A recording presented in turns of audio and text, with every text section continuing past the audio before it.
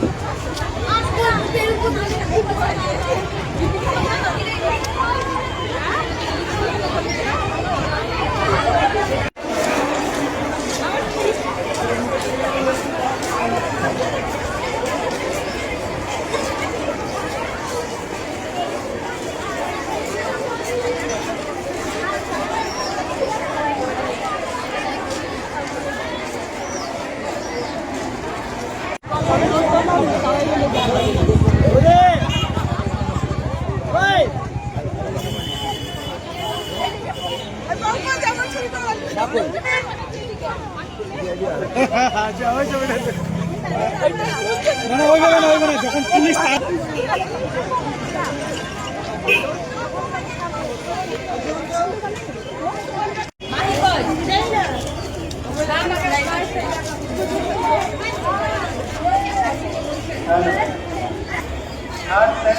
Supplementary পরীক্ষা যারা আছে তারা এখানে একটু দেখা করবে।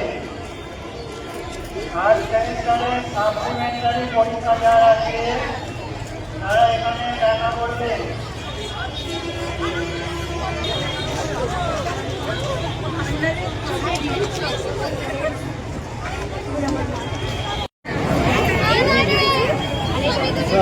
কেমন হলো?